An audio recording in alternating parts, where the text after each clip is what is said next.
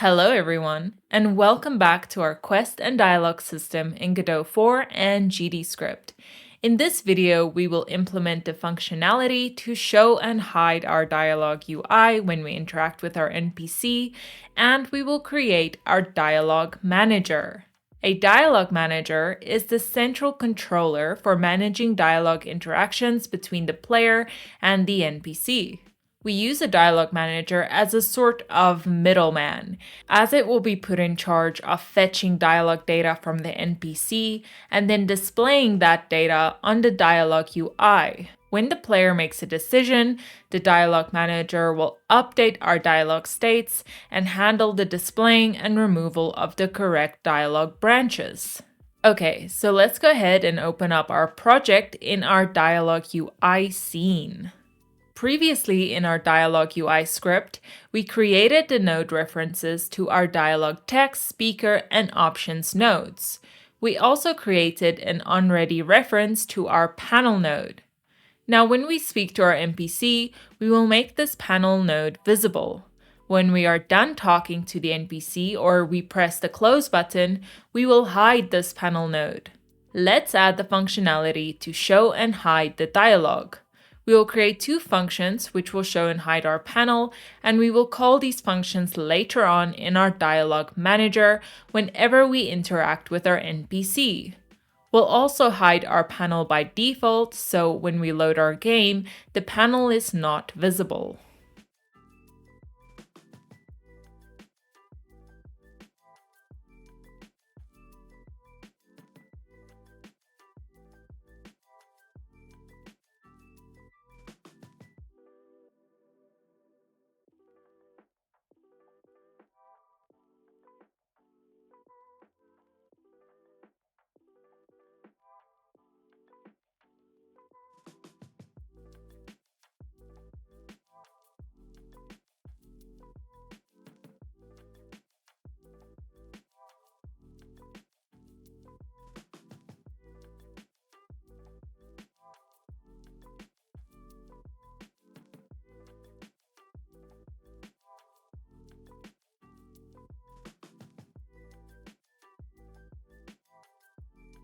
When our dialogue is being shown, we will have to stop the player from moving around, since they will be talking to an NPC. Remember last time in our player script we created that variable called canMove? Well, we'll use that now to enable or disable our player's movement. Let's go back to our player script and disable their movement.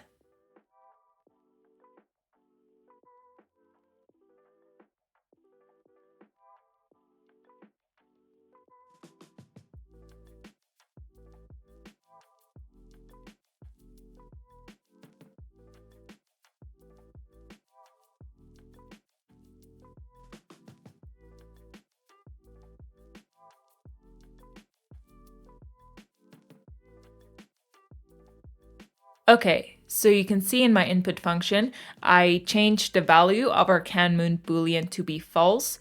So when this is false, our physics process will stop executing because we can only move and receive input and move and slide and update our animations if our canMove variable is set to true. Now we need to set it to true. So back in our Dialog UI, when we hide our dialogue, our player should be allowed to move again.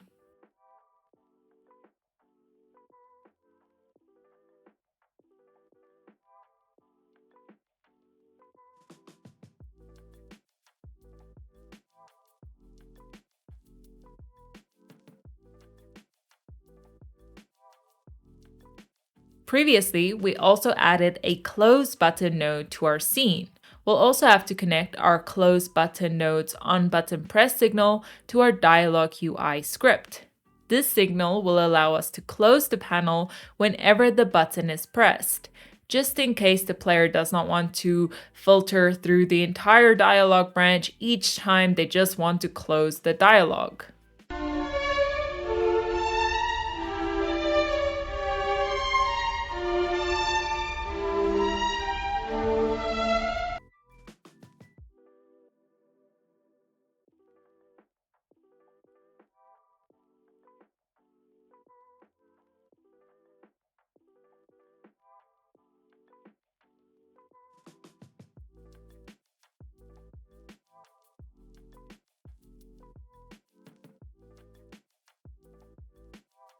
Okay, with that done, now we can move on to our Dialog Manager.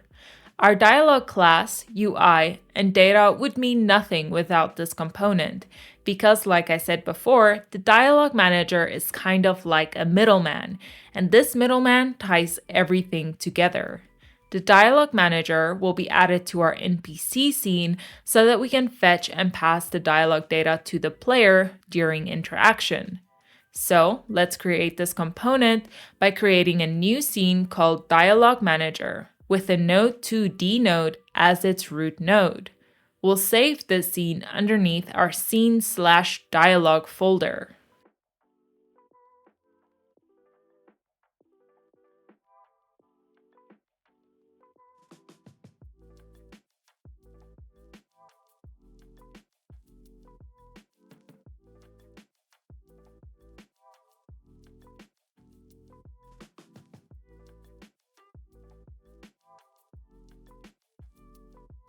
Now, let's instance our Dialog UI scene in the scene so that we can show and hide our UI using the Dialog Manager.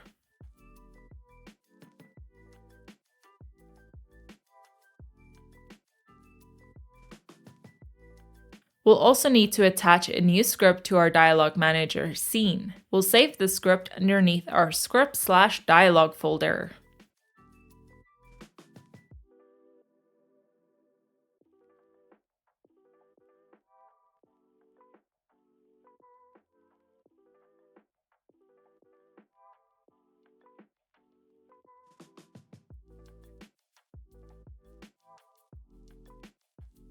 Just like we did with all of our other scripts, let's create a node reference to our dialog related nodes, which in this case is our Dialog UI node.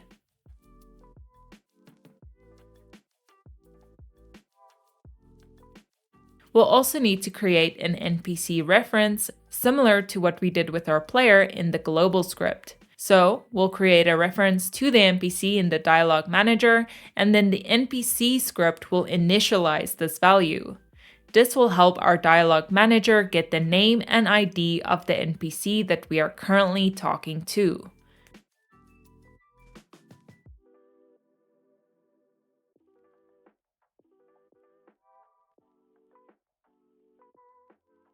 With our reference created, we'll have to go back to our NPC scene and add our Dialog Manager to their scene tree.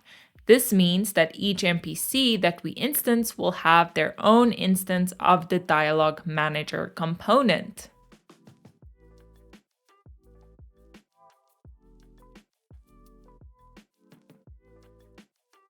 Then, in their NPC script, we can initialize the reference that we just created in our Dialog Manager.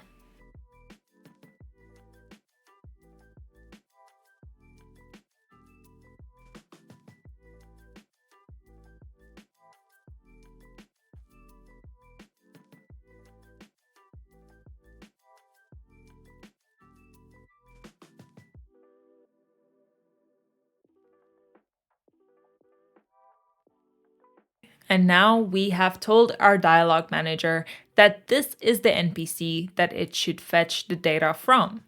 Now, back in our Dialog Manager script, we need to create 3 functions. The first function will show the dialog by passing the data from the NPC to the Dialog UI. The second function will hide the Dialog UI node, and the third function will handle the dialog flow, meaning it will manage the player's choices during the dialogue and update the dialog state to handle different outcomes. Let's start from the first function, which is showing our dialog. Before we can do this, we'll need to update the Dialog UI script show dialog function to handle 3 parameters: our NPC name, text, and options. These parameters will be passed to our UI nodes from our NPC to show the dialog data.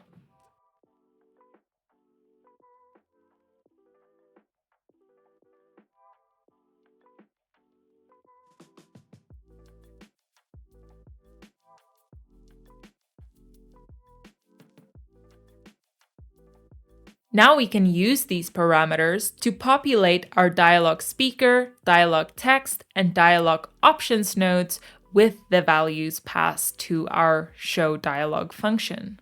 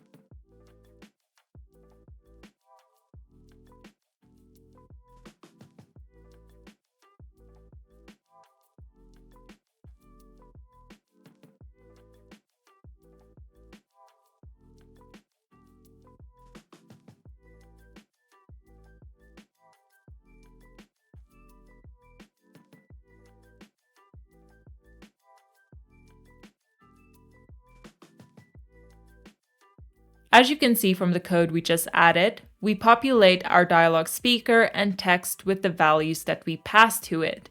Our dialog options node is being populated with buttons that will contain each of our responses.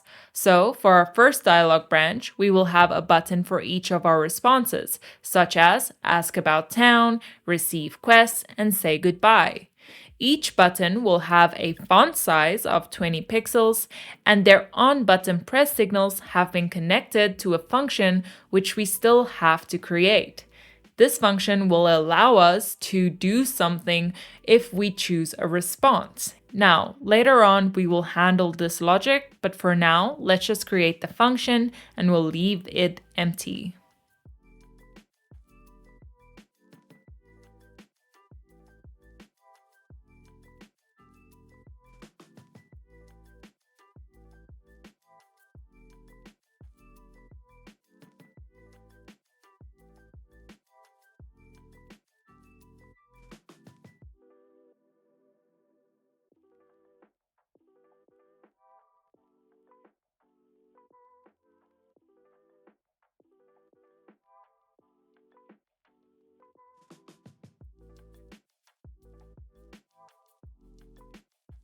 With that done, we can go back to our Dialog Manager and create our first function, which will show our dialog panel with the correct data.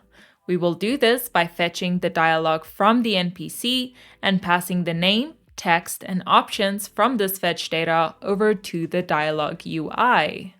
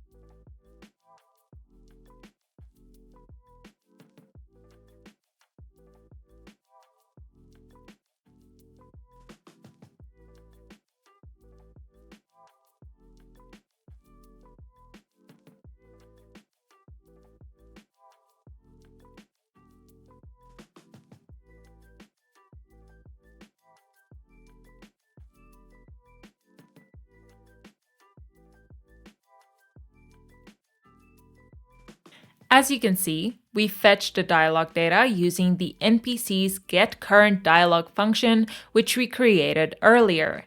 This will then return the current dialog based on the state of our dialog tree. If no dialog has been found, we return nothing, which should ultimately end the dialog. In our Dialog Manager, let's create our second function, which will close the dialog by simply calling our hideDialog function from our DialogUI node.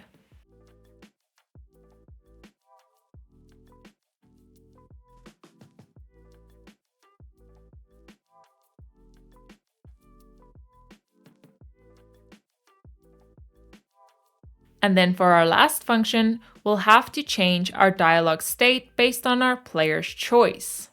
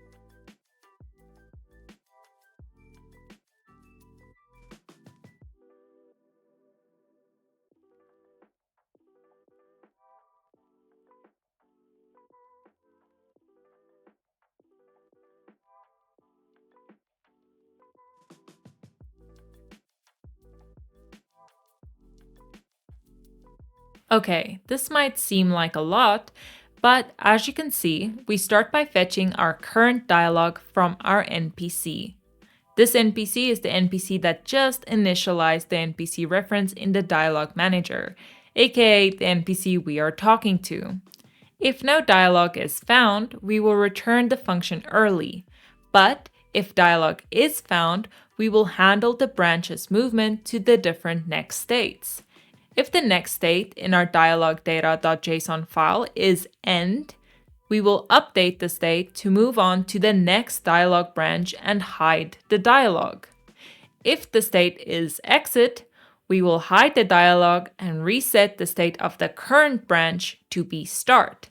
If the state is give quest, we will give the quest to the player. But since we don't have this functionality, we simply left it empty for now. And then finally, by default, we will just show the next dialog state.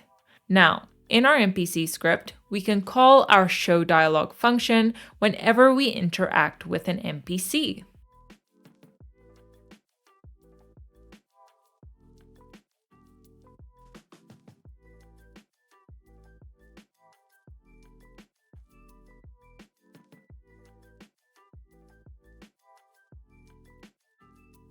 Okay, and now when we interact with our NPC, it should fetch the dialog and show the correct dialog.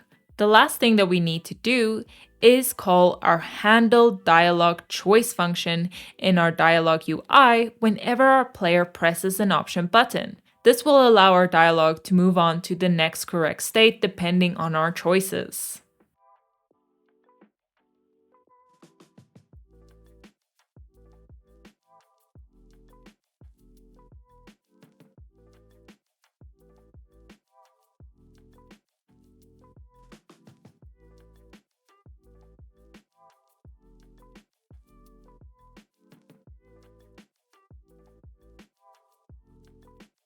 Okay, now we can test this.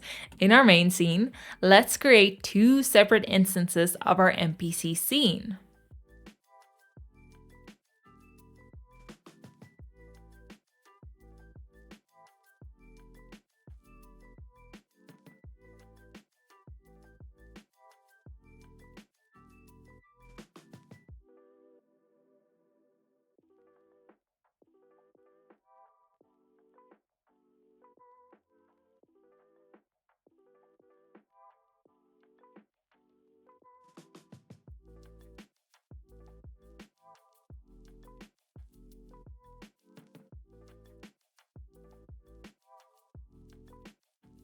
In each NPC instance, make sure to give each one a dialog resource in the inspector panel.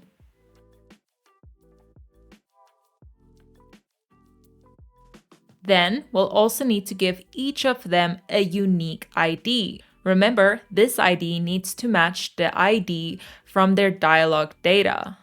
So my first NPC should have the ID of the dialog tree that I want to give to that NPC. So in my case, it should be NPC1, and NPC2 should also have the correct ID depending on the dialog tree that we want to give it.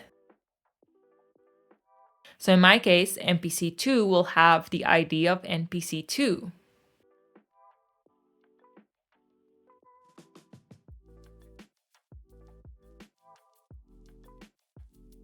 And then we just need to give each of them a name because this name will be displayed in the dialog box.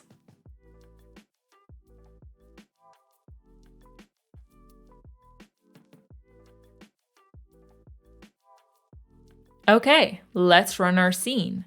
We should be able to interact with our NPC just as we did before by pressing our E key, and when we do, we should be able to see their dialogue and we should be able to traverse through the different branches depending on our choices.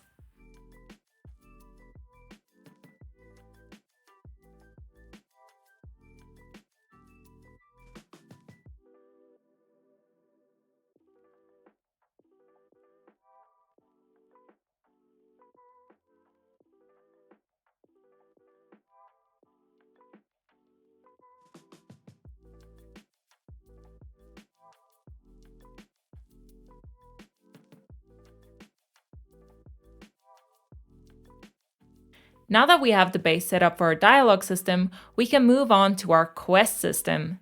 In the next part, we will start by setting up our quest objectives and rewards resources. That's it for me for now. Thank you so much for watching, and I hope to see you in the next one.